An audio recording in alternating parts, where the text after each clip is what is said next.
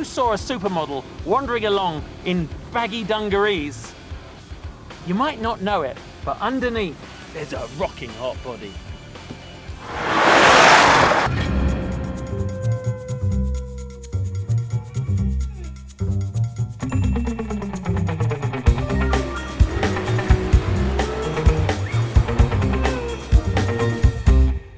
We don't actually do definitive 0 to 60 tests very often on World's Fastest, but when you think about it, it's perhaps the most relevant test of any car's performance. After all, who isn't a stop sign racer?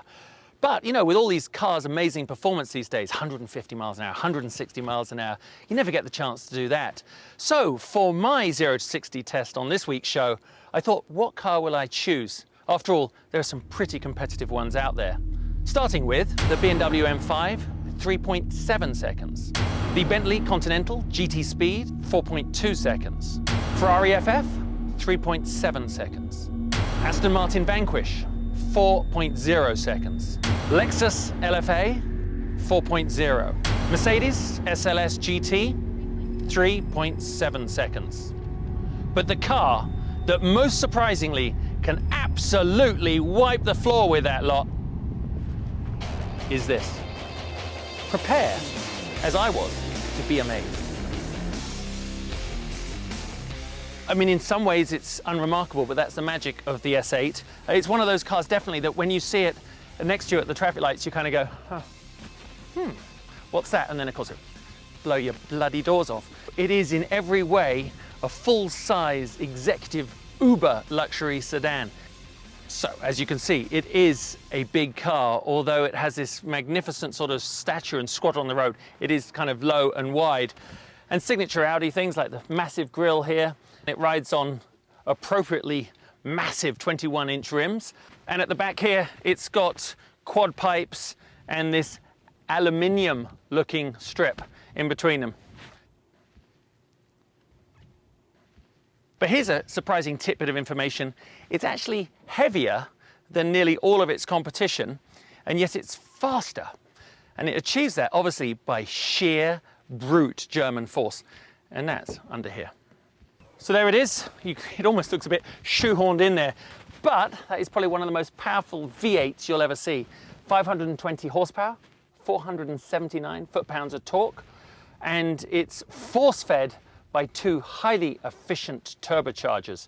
And remember, as with all Audis, the reason the S8 is so good off the line is that power is put to the road through their famous Quattro system.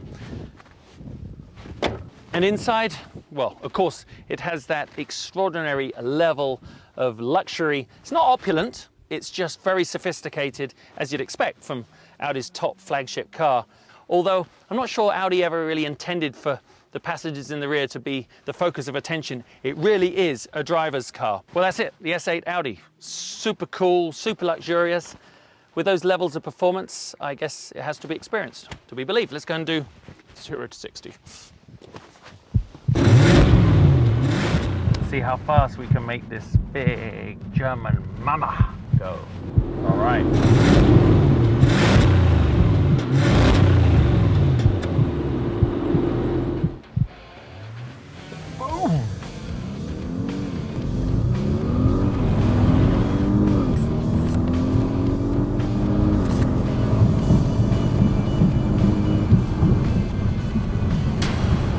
That's 60, that's 80, that's 90, that's 100.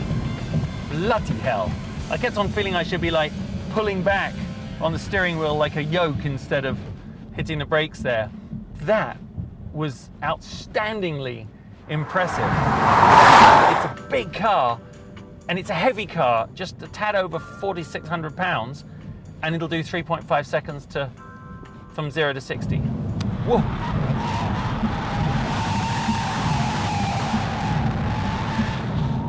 Because it can go that fast, you'd think maybe that's the end of the story. It isn't. It'll do a lot of other things very well. However, it is not a track car. They never intended it to, never describe it as, never expose it to being a car that you take out on track.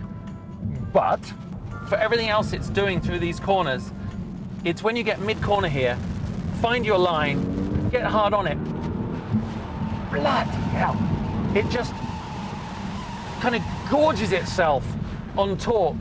And I mean, I'm not actually, for a change, using the pedal shifters, the Tiptronic side of things, because it's not that it's like a PDK, but it's got so much torque that you always seem to be in the right place. Holy shit, you just got to be careful on braking because you reach the end of the straight and realize you're doing 120 miles an hour heading for a 70 mile an hour corner. Whoa.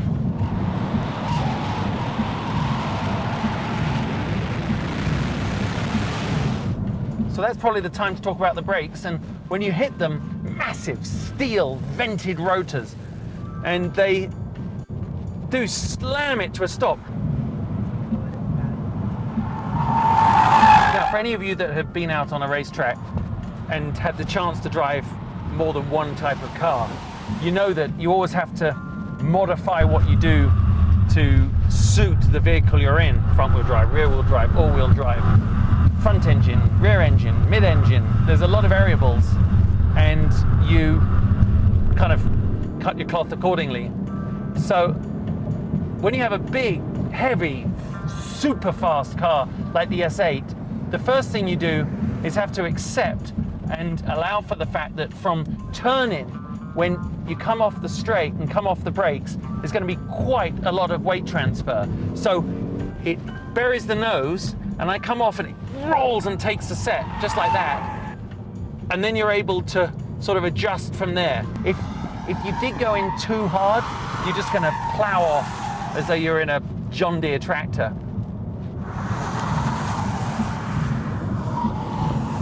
If I had to describe what the Quattro system feels like, is when you get the line and throttle application right, you get to this point in the corner, accelerate hard, and you know you're getting the push from the rear tires. Meanwhile, if you get it spot on, the front tires are like, you know, climbing a wall, and your hands are just like scrabbling for grip. It really is very beneficial. I must confess that the steering is a little off-putting in a way, in a performance setting. Around town, actually, I thought it was magnificent. It's very firm, very spot on. But out here on the track, I think it's because it's a variable sort of pressure setup, you get this less sort of movement at high speed. So obviously allows the car to, you know, not react quite so overtly to everything you do. But it does give me a little wandery kind of feel. Let's just analyze what's happening here. 4,600 pound car. It's got 520 horsepower, 479 foot-pounds of torque. The car's doing so much work, and it has to. The electronic suspension has to do so much. The traction control has to do so much, because that's the only way you could get this level of performance.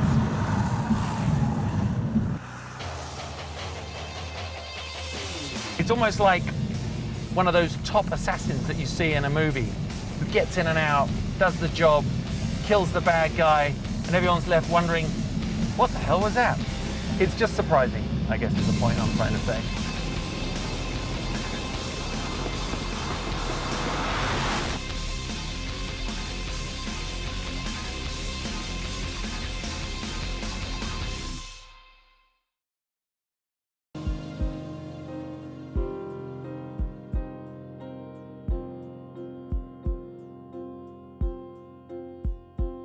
Check back each week for more on your eBay Motors mobile app.